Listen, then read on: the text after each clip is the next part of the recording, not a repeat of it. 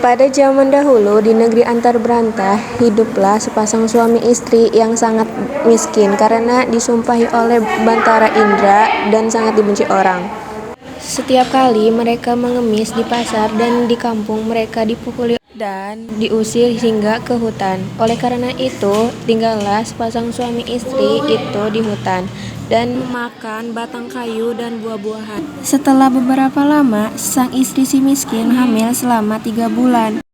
Sang istri ingin sekali memakan buah mangga yang ditanam di taman raja. Si miskin pun terkejut hatinya karena dahulu ia di keindraan waktu menjadi raja ia tidak ingin memiliki anak. Namun sekarang ia akan memiliki anak dan berkata, "Istriku, apakah kamu ingin membunuhku?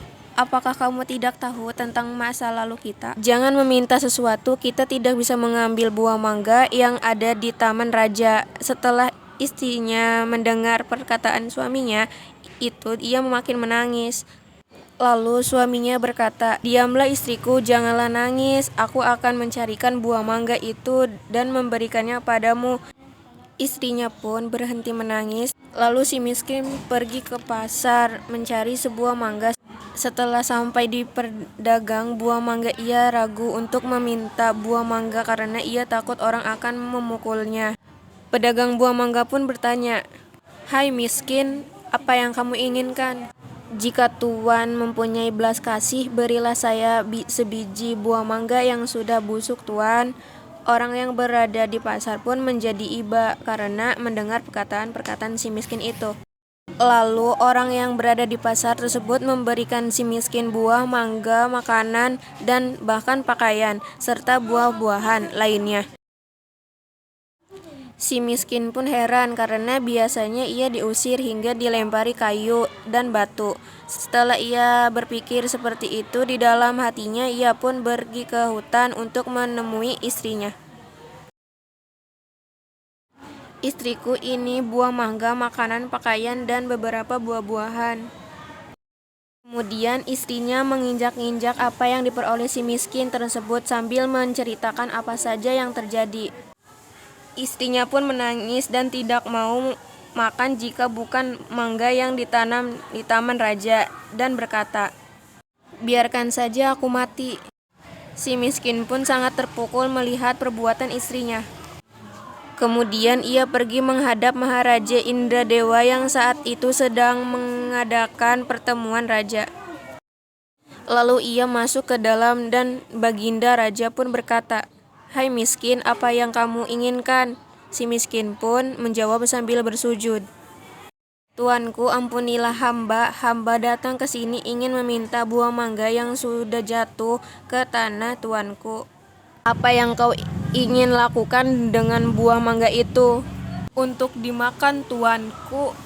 "Tolong ambilkan setangkai buah mangga untuk si miskin ini." Kemudian diambilkanlah buah mangga tersebut untuk si miskin yang sedang sujud kepada Baginda Raja. Setelah itu si miskin pun berjalan pulang ke rumahnya.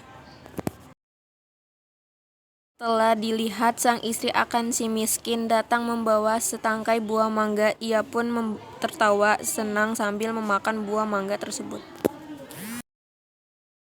3 bulan kemudian, sang istri menangis ingin memakan buah nangka yang ditanam di taman raja. Dengan cara yang sama, si miskin pun mendapatkan buah nangka yang ditanam raja untuk si istrinya yang sedang mengidam itu. Selama istri si miskin hamil, banyak makanan, pakaian, beras, dan peralatan yang diberikan kepadanya. Pada waktu yang baik dan tepat pada malam hari 14 bulan itu, bulan bersinar terang. Kemudian pada waktu itu juga istri si miskin melahirkan seorang anak laki-laki yang sangat baik dalam penampilan dan tampan. Anak itu diberi nama Marakarma yang artinya anak di dalam kesulitan.